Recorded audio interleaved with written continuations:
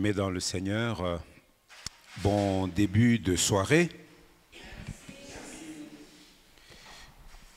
Une fois de plus, que la grâce, la miséricorde, la paix nous soient à tous pleinement renouvelées de la part de Dieu notre Père et de Jésus-Christ notre merveilleux Sauveur. Amen. Ah, vous entendez à quelqu'un qui a dit Amen avec force.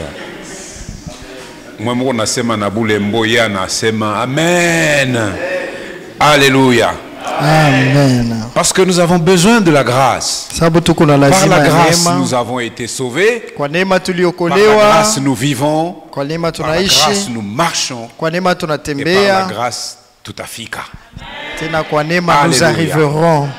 Amen. Et nous sommes en train de justement de cheminer, de chuter sur cette étude sur la thématique du salut.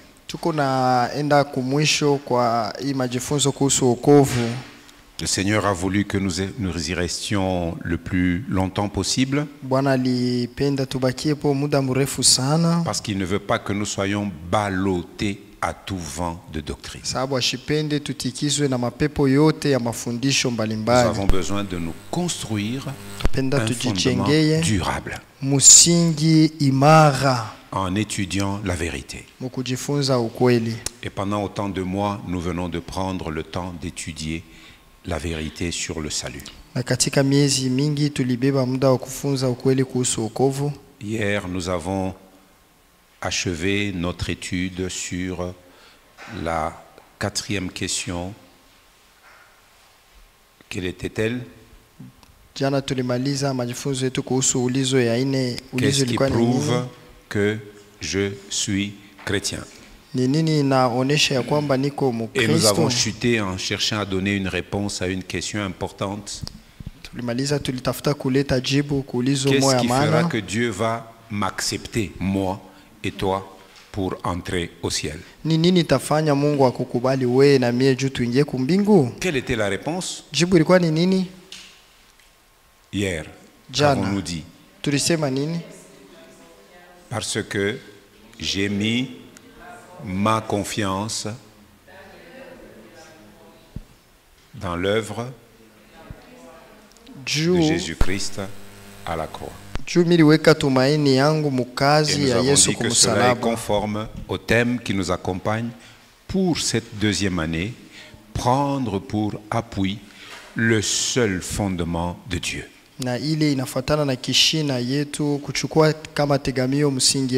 Jésus-Christ et sa parole.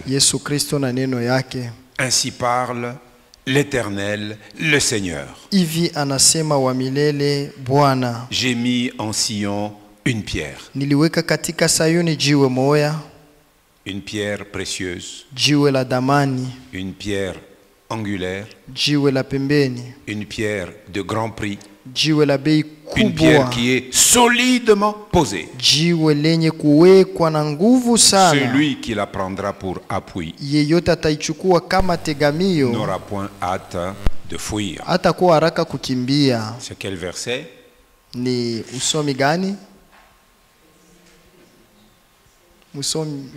C'est la deuxième année que nous parlons de ce verset. Vous ne devriez pas hésiter pour me donner la réponse.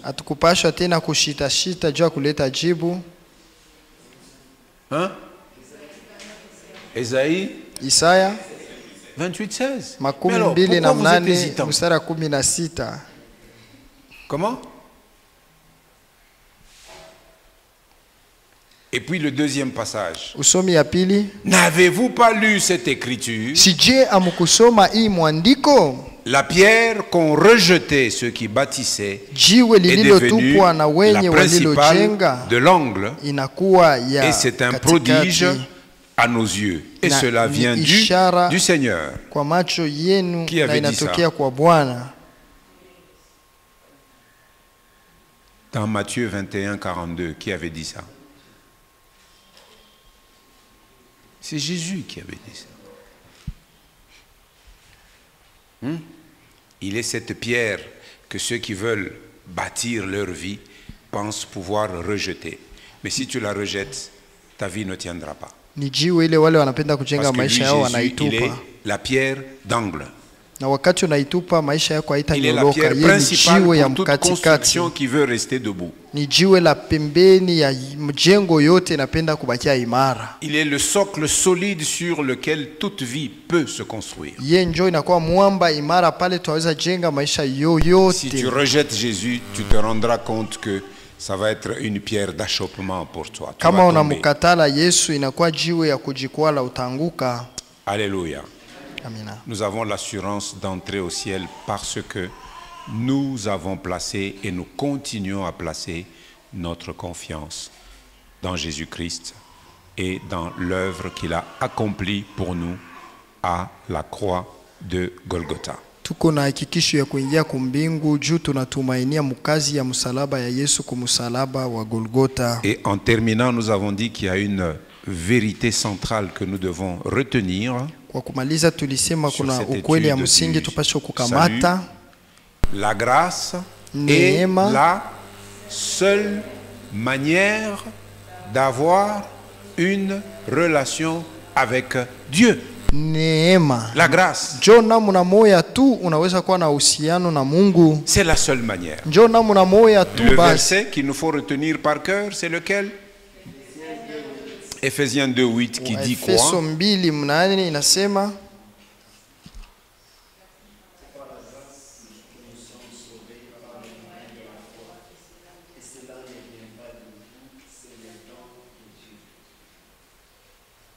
Alléluia. Amen. Grâce et foi. Neema na imani égale salut. Inatosha wokovu. Alléluia. Alléluia. Et hier nous nous sommes dit nous allons poser une dernière question parce que c'est une question qui fait l'objet de beaucoup de débats. Maintenant nous sommes suffisamment équipés. Alléluia. Alléluia. La question est la suivante. Un chrétien ou une chrétienne peut-il ou peut-elle perdre son salut? Anaweza kupotesha wokovu yake? Et c'est donc une cinquième et une dernière question que nous nous posons sur ce thème du salut. Inakuwa ni ulizo ya tano ile tunajiuliza na ya mwisho kuhusu wokovu. Je voudrais vous ramener au début de notre étude sur cette deuxième partie d'étude sur le salut.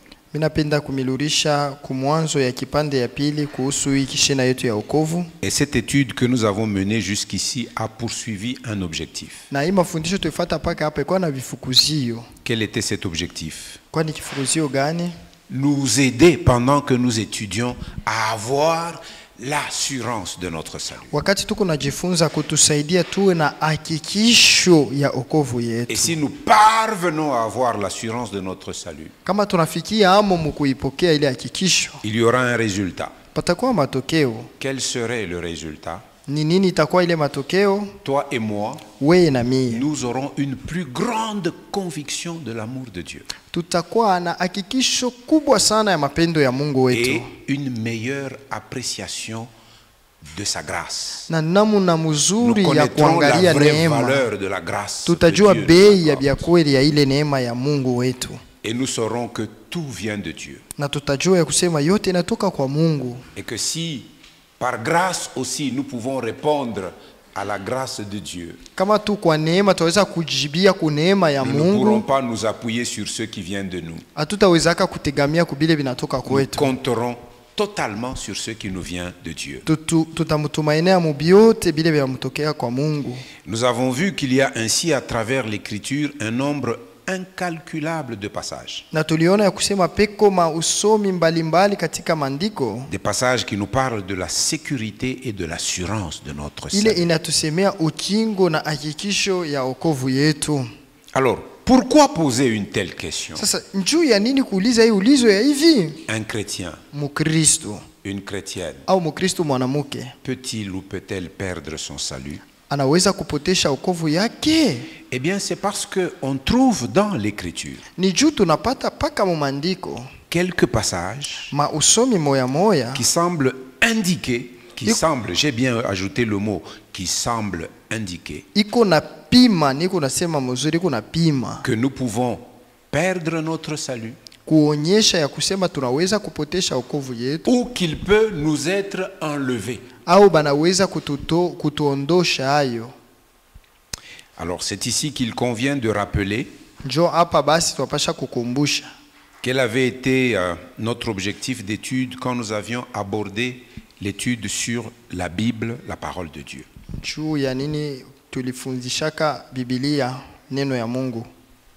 Dans la deuxième partie, si vous pouvez vous souvenir, pour chaque thème, nous avons deux parties avec des objectifs que nous poursuivions. Lors de l'étude sur la Bible,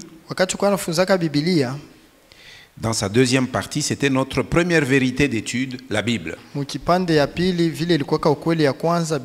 Et nous avions fait cette étude l'année passée, fin janvier et début février, pour la deuxième partie.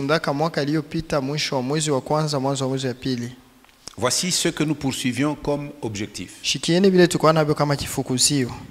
Acquérir une confiance profonde et durable.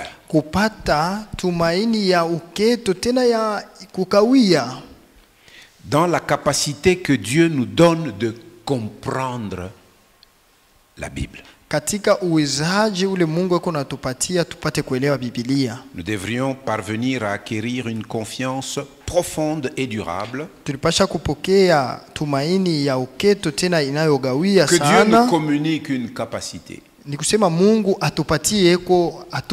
capacité de comprendre la Bible qui est le support écrit de sa parole. Et dans le plan résumé que nous avions vu, nous y avons mentionné 4 choses qui conditionnaient la survenue de l'illumination, c'est-à-dire de la lumière qui nous permettrait de saisir la pensée de l'Écriture.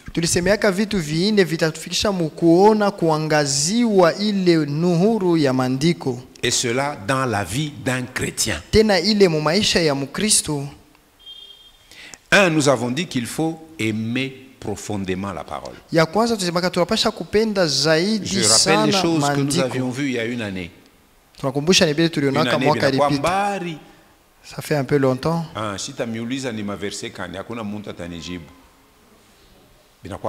Et pourtant, janvier,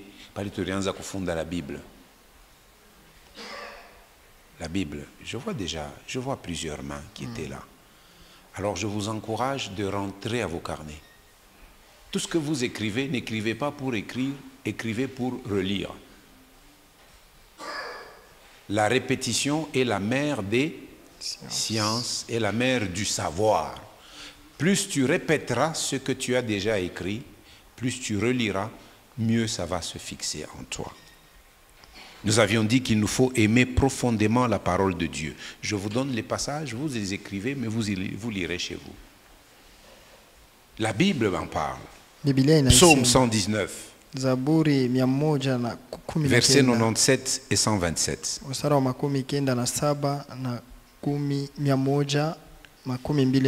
Proverbe chapitre 2. Versets 3 à 6.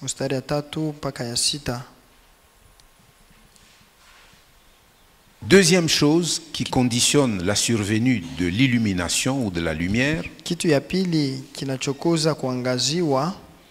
il nous faut comprendre spirituellement la parole de Dieu. Et quand on dit comprendre spirituellement, c'est pour distinguer cette compréhension de la compréhension naturelle, intellectuelle.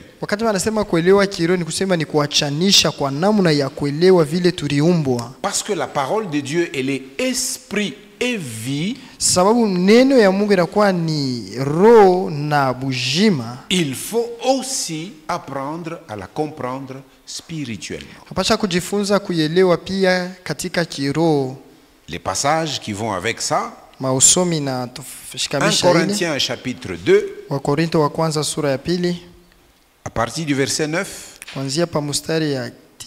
jusqu'au chapitre 3, verset 2. Donc 1 Corinthiens 2, 9-3.2. Pour dire à partir du verset 9, deuxième chapitre, jusqu'au verset 2, troisième chapitre. Quand vous lisez ce passage, vous comprendrez que la parole, on la comprend spirituellement. Amen.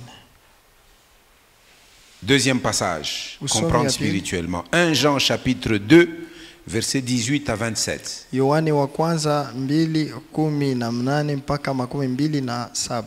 Comme ça commence à 18, souvenez-vous, le verset 20, nous en avions parlé, nous avions reçu l'onction.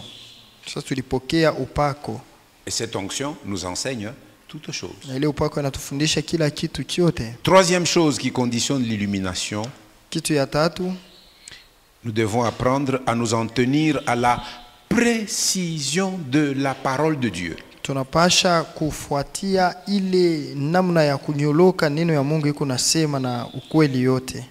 Le passage qui va avec 2 Timothée chapitre 3 verset 15.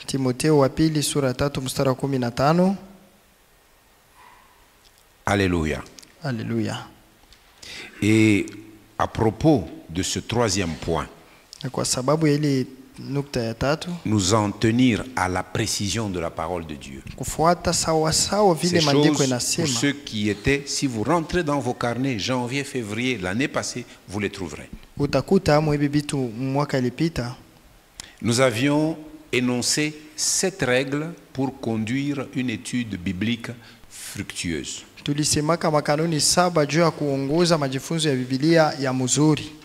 La première règle, je suis en train de rappeler, pour ceux qui n'y étaient pas, ils peuvent noter. La première règle, c'est la foi et le Saint-Esprit qui sont nécessaires à une interprétation correcte de l'Écriture. Foi et Saint-Esprit. Foi, vous le savez, Hébreux 11, 6. Or, sans la foi, et donc le Saint-Esprit vient illuminer là où il y a la foi. Là où il n'y a pas de foi, le Saint-Esprit se tient à distance. Et comme le Saint-Esprit sonde même les profondeurs, le tréfonds de Dieu est sondé par le Saint-Esprit. À plus forte raison nos petits cœurs. S'il y a une foi authentique, le Saint-Esprit voit qu'ici il y a une foi. Et il va apporter l'illumination. C'est la première des règles. La foi. Car vous êtes sauvés par la grâce de Dieu, par le moyen de la foi. Si tu n'as pas la foi, tu ne peux pas être agréable à Dieu. Et là où tu n'es pas agréable à Dieu, le Saint-Esprit n'agit pas. C'est la première règle. La deuxième règle, ce que toi et moi nous devons savoir, c'est que la Bible s'interprète elle-même.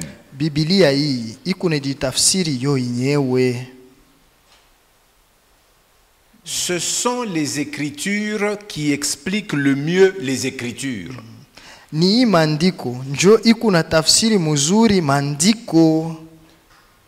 Je rappelle pourquoi je reviens à ça. Il y a certains passages de l'Écriture qui semblent montrer que nous pouvons perdre notre salut. C'est parce qu'on n'en fait pas une lecture spirituelle.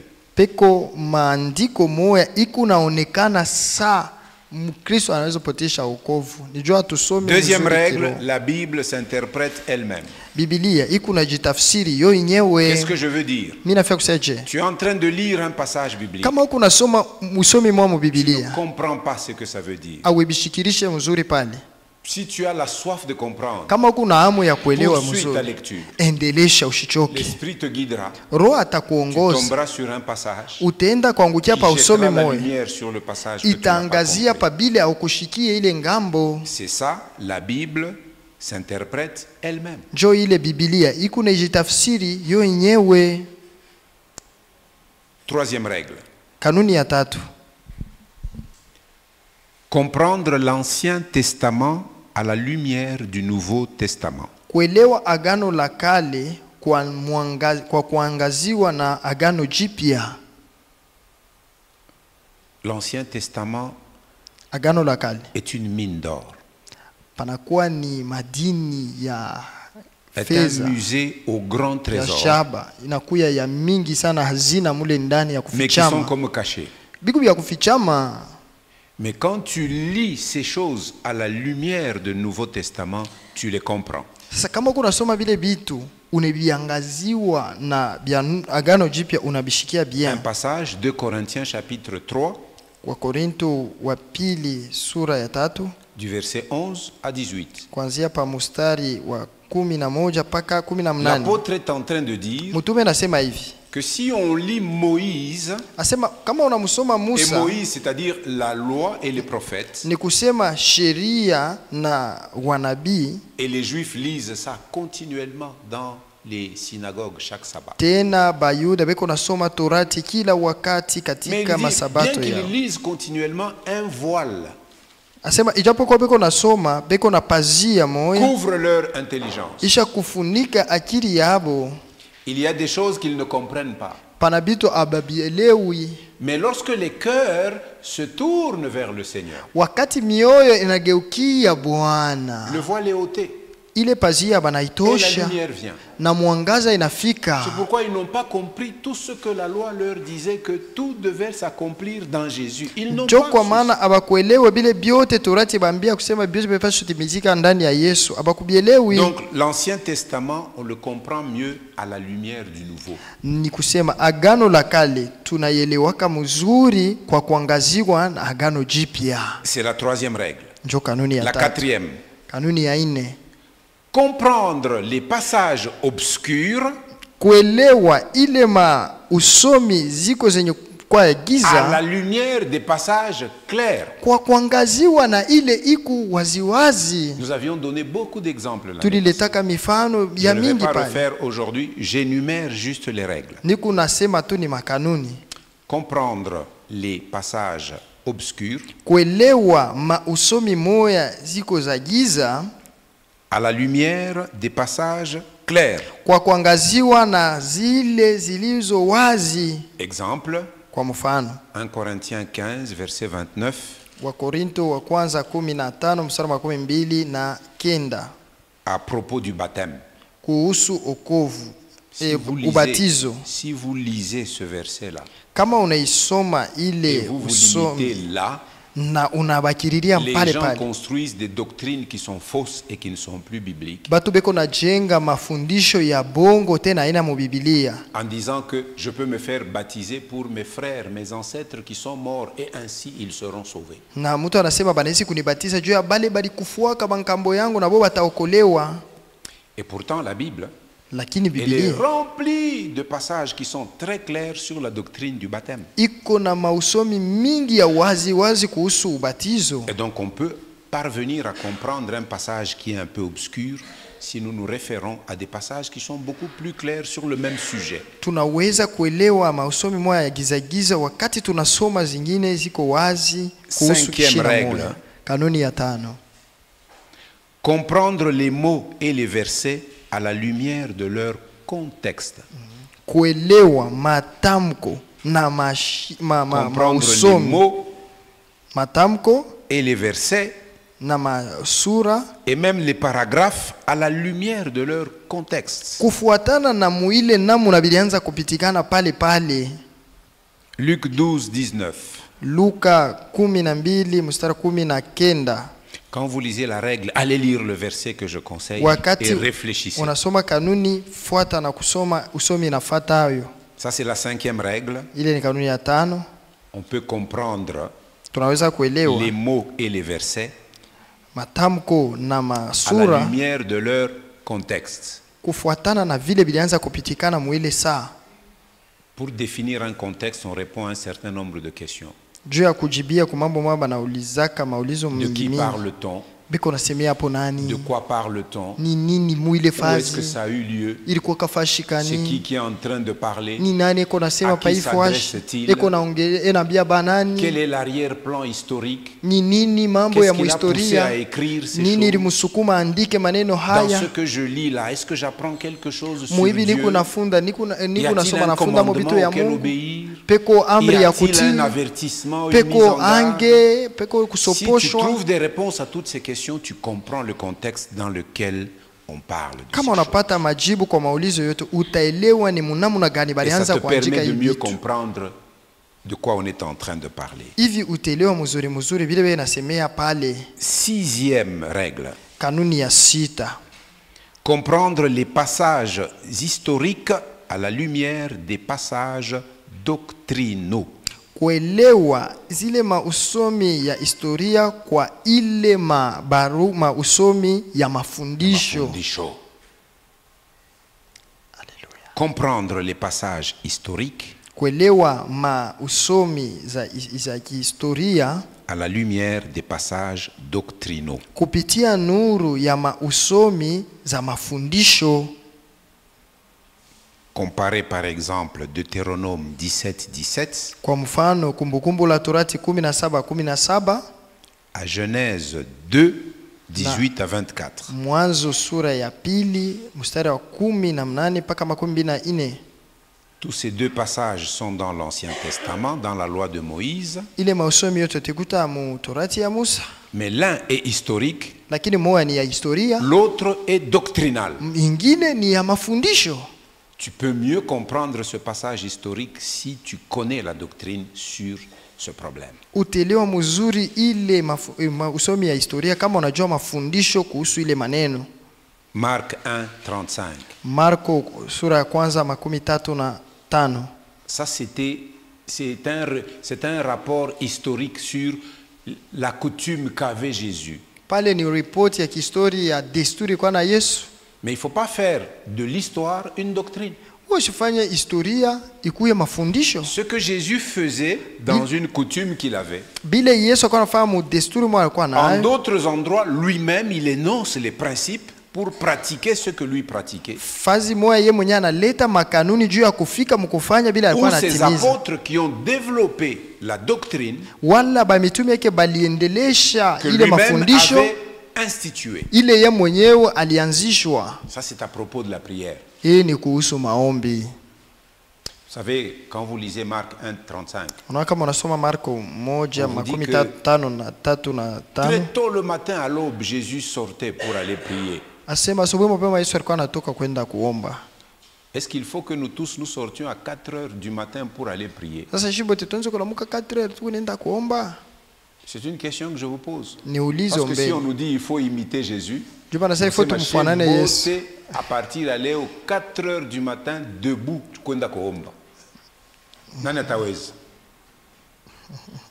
qui l'a chico 4 heures du matin, Jésus il sortait, il allait dans les lieux déserts.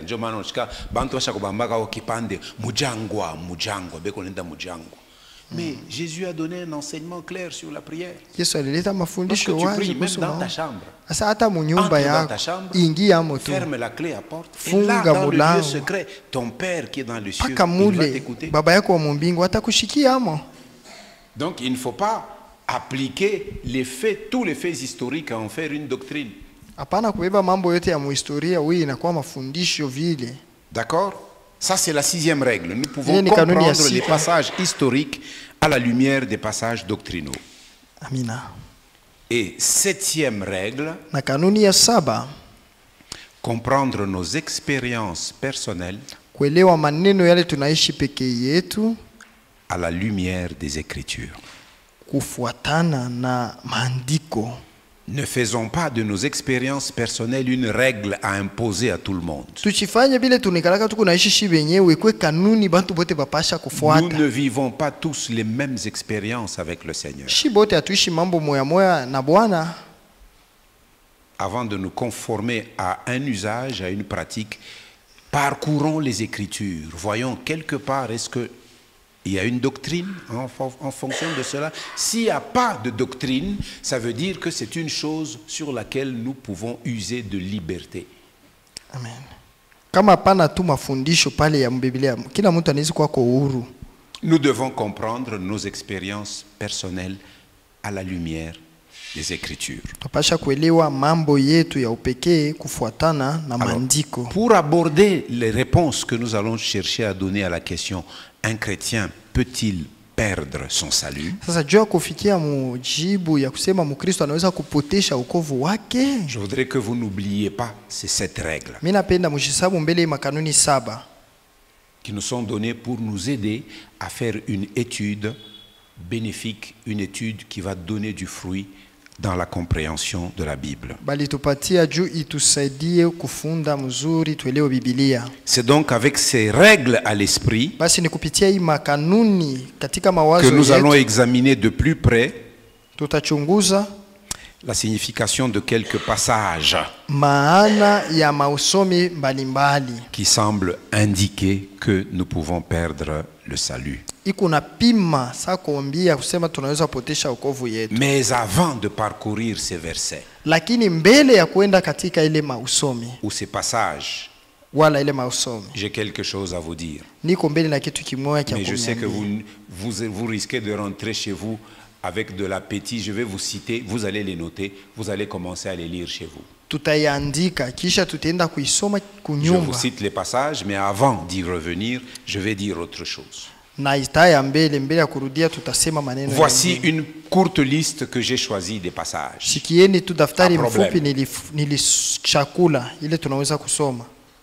Premièrement, Galates chapitre 5 verset 4.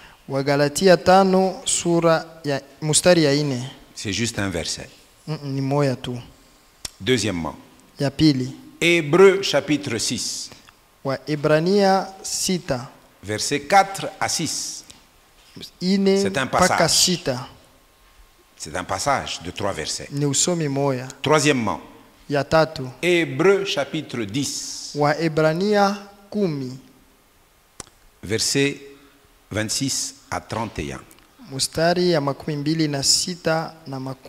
Un passage de 6 versets. Apocalypse chapitre 3 verset 5. Et si Dieu le permet, au fur et à mesure que nous avancerons, nous pourrons en regarder certains autres. Amen. Mais comme je l'ai dit, avant de parcourir ces versets et ces passages, écoutons encore ceci. Quand nous avions étudié la première vérité, la Bible, nous avions dit, avant d'aborder cette étude, nous devons définir 3 mots-clés. Le premier mot-clé, c'était la révélation. Et nous avions pris comme verset de référence Ézéchiel chapitre 38, verset 23, qui nous parle de la révélation.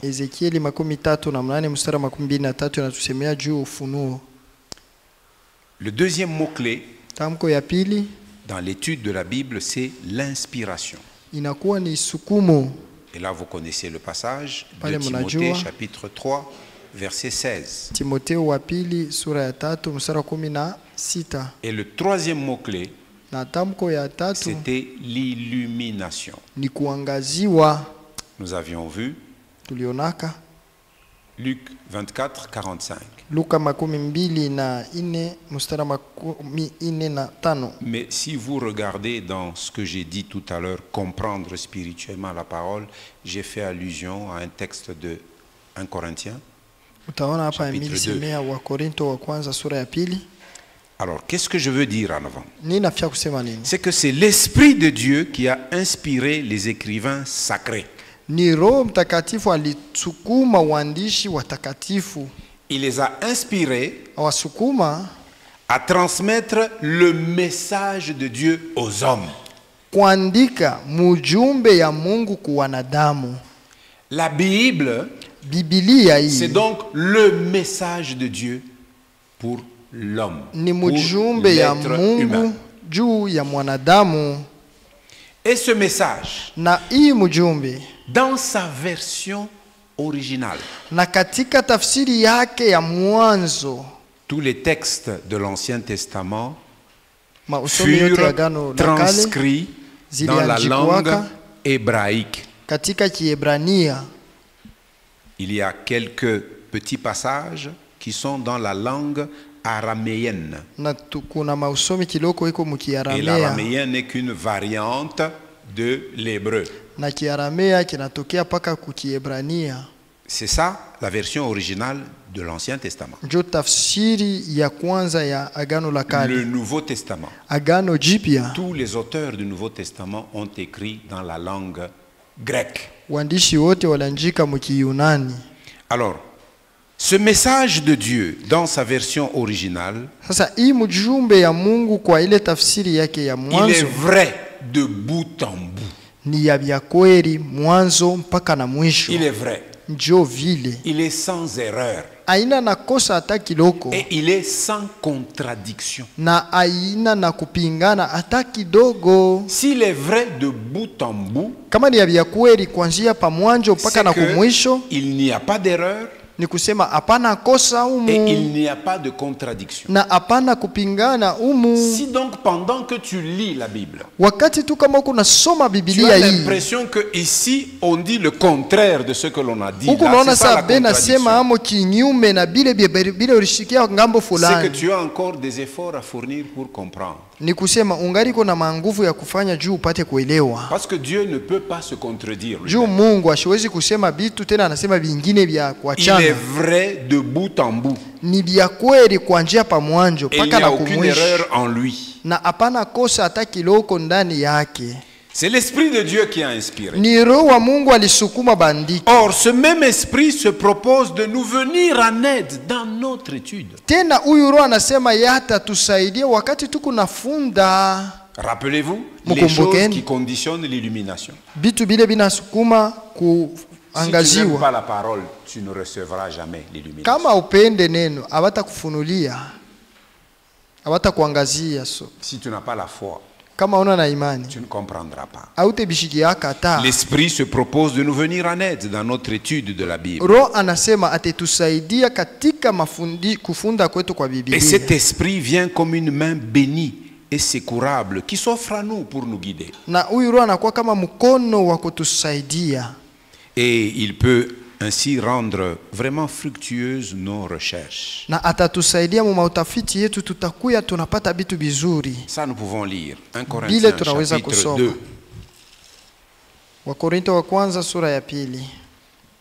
1 Corinthiens chapitre 2. Versets 11 et 12.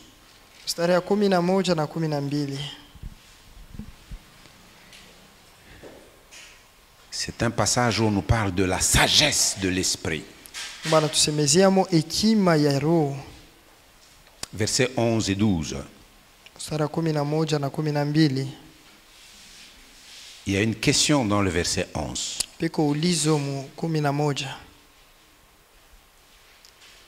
Lequel des hommes, en effet, connaît les choses de l'homme?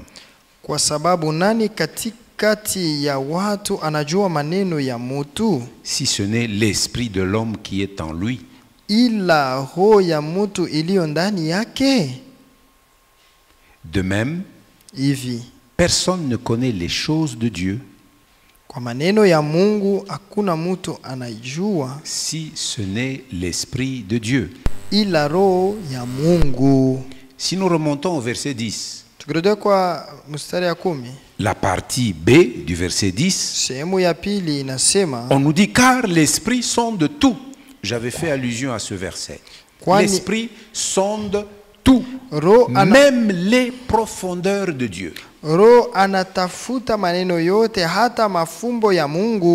De même, personne ne connaît les choses de Dieu si ce n'est l'esprit de Dieu. Verset 12. Or nous, nous qui? Nous les Nous les chrétiens. Sisi wa Kristo. Maintenant, vous connaissez la définition d'un vrai chrétien. Unajua tafsiri ya Mkristo wa kweli. N'est-ce pas? Voilà. Or, nous n'avons pas reçu l'esprit du monde. Sisi atukupokea roho wa dunia. Mais l'esprit qui vient de Dieu. Lakini roho anayetoka kwa Mungu. Afin que nous connaissions les choses que Dieu nous a données par sa grâce. Kusudi tupate kujua zawadi tuliopewa na Mungu. Tout ce que nous recevons de Dieu, c'est par sa grâce. Byote tunapokeaka kwa Mungu ni kwa neema yake. Souvenez-vous comment nous avions fait la nuance de compréhension entre la miséricorde et la grâce. Mukumbukeni vile tulisemaka katikati ya neema na rehema. Qu'est-ce que nous avions dit à propos de la miséricorde? Tulisemaka nini juu ya rehema? La miséricorde, rehema, c'est quand Dieu ni wakati Mungu ne nous traite pas ashitutendee selon ce que nous méritons. Kufuatana na bile tulistahili kupata. Ça, Dieu est miséricordieux envers pale tu nous. Mungu eko na rehema juu yetu. Maintenant la grâce, sasa neema, c'est quand Dieu wakati Mungu nous accorde, anatujalia, nous donne, anitupatia et nous traite na anatutendea selon que nous ne méritons pas. Kufuatana na vile atakuibistahili. Dieu nous donne les choses par sa grâce. Mungu anatupatia bitu. Et celui qui nous permet de saisir ces choses que nous recevons par la grâce de Dieu, c'est l'Esprit de Dieu que nous avons reçu. Anatuwezesha kupokea ile bitu ni Nous roho tous wa qui Mungu sommes tulipokea. chrétiens, nous avons l'Esprit de Christ. Shibote ba Kristo tuko na roho ya Parce que Kristo. dans Romains 8, on dit, celui qui n'a pas l'Esprit de Christ, il ne lui appartient pas. Maana katika Roma mnane basema yeyote hana na roho wa Tout Kristo chrétien hana a wake. avec lui l'Esprit de Christ, Kila Mkristo eko ndani yake roho wa qui est Kristo. l'Esprit de Dieu, Njo roho wa Mungu. qui est le Saint-Esprit, Roho Mtakatifu. qui est l'Esprit de vérité, Roho wa kweli. qui est le consolateur, Yeye njo mfariji. qui est l'enseignant par excellence. Tena ni mwalimu wa kweli kweli. Deuxième passage. Usomi ya pili. Jacques, premier chapitre, verset 5. Yakobo sura ya kwanza mstari ya 5.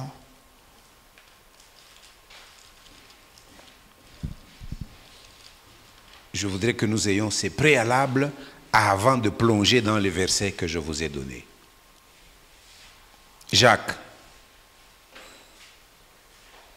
1, verset 5. Yakobo sura ya kwanza mstari ya 5. Si quelqu'un de vous manque de sagesse, lakini mtu wa kwenu anapungukiwa na akili, qu'il la demande à Dieu, aombe Mungu, qui donne à tous simplement et sans reproche, anayewapa kwa ukarimu pasipo kuamakia, et elle lui sera donnée. naye atapewa.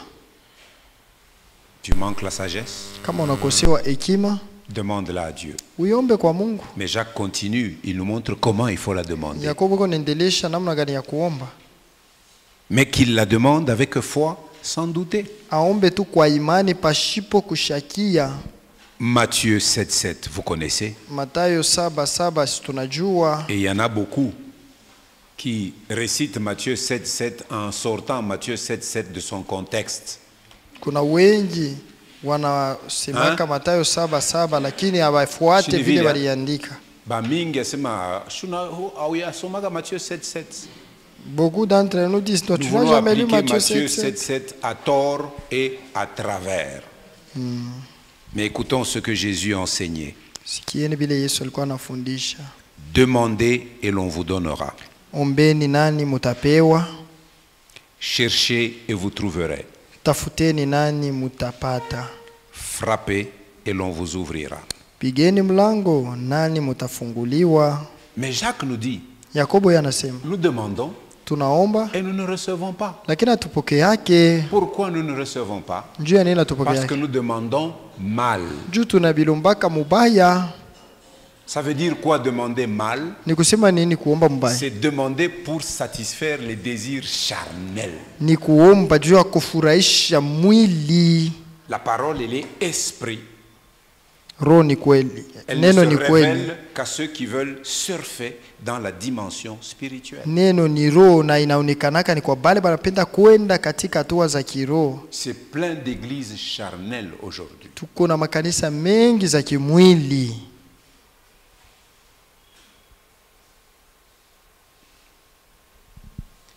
Alors, est-ce que nous désirons comprendre la Bible? C'est une question que je nous pose. Moi, oui. Moi, chaque jour, je désire comprendre toujours mieux la Bible. Qui a le même désir? Si tu n'as pas ce désir, ou bien tu t'es trompé d'adresse, tu es au mauvais endroit et au mauvais moment. Ici viennent les gens qui veulent connaître Dieu. Et Dieu nous a déjà donné tout ce qui est nécessaire pour que nous le connaissions. C'est sa parole. Donc, mieux nous comprendrons la parole, mieux nous connaîtrons Dieu. Alléluia. Alléluia. Alors, il faut que nous fassions une prière personnelle et une prière collective où nous sollicitons l'assistance du Saint-Esprit pour notre étude.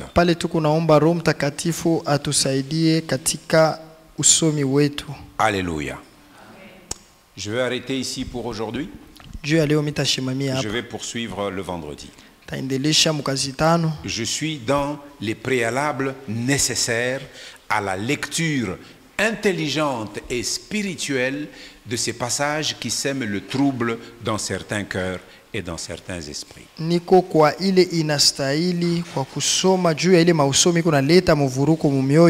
Unaona ke mnaanza kuingia kwa école supérieure. Mr. Miacha paka mu niveau ya Hébreux 5, 12 à 14.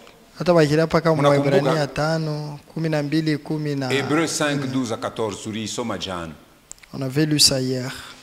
Vous qui, depuis longtemps, devriez être des maîtres. Vous en êtes encore besoin. Vous en êtes encore au stade où vous avez besoin qu'on vous enseigne les rudiments. Vous avez encore besoin qu'on continue à vous donner du lait alors que vous déjà mutoto a 4 ans.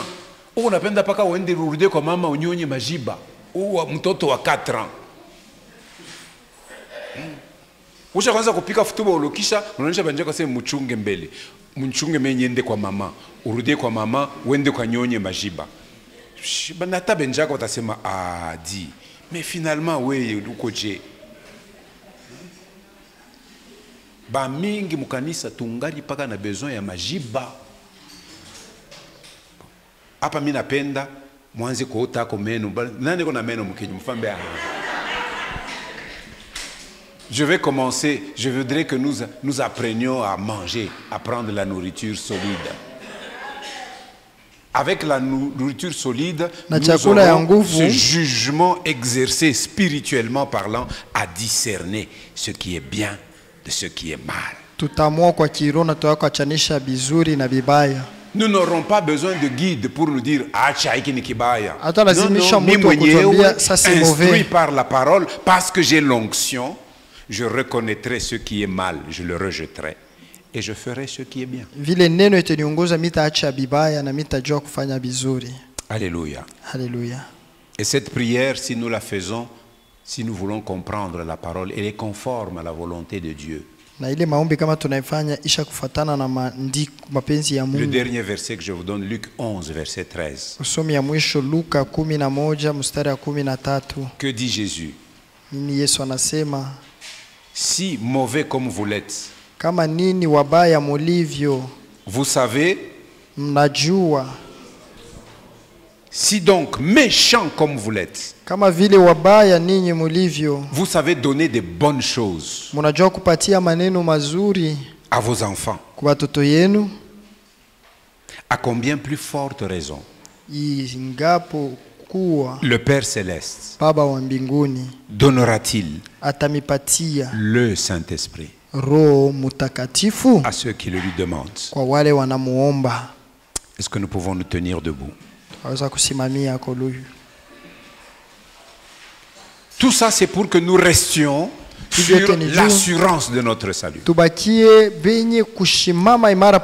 la sécurité de notre salut. Mais vous devez être affermis pour être capable de digérer même les passages difficiles. Il n'y a pas que du lait dans la parole de Dieu. Il y a des os. Il y a des os de poulet que tu peux broyer si tu as des dents solides. Mais il y a aussi des os d'éléphant. Il y a aussi des rocs. Pour arriver à percer le secret, il faut frapper jusqu'à ce qu'il y aura une fissure. Tout en sachant que dans cette dispensation, dans cette tente, dans ce qu'on, nous ne comprendrons pas tout. Mais quand nous serons face à face avec Jésus, les choses certaines qui restent encore dans l'ombre, nous les verrons telles qu'elles sont. Mais le Saint-Esprit peut nous aider de manière pleinement suffisante à marcher dans la compréhension de la pensée, de la vision et de la volonté de notre Dieu. Nous voulons remercier le Seigneur parce que nous sommes chrétiens, parce que nous avons le Saint-Esprit, mais nous voulons demander que le Saint-Esprit soit à l'œuvre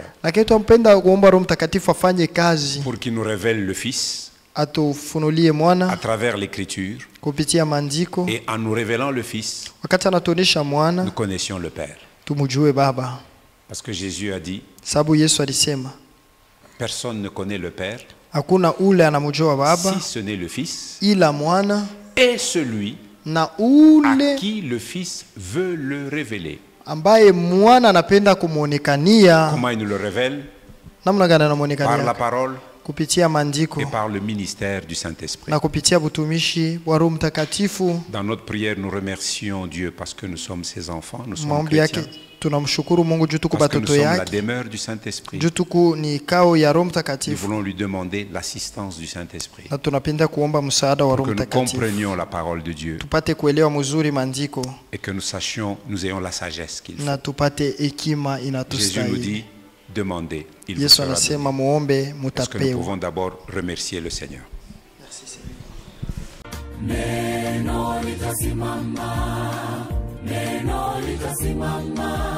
Mambo yote yatapita, lakini neno litasimama. Neno litasimama. Neno litasimama. Mambo yote yatapita, lakini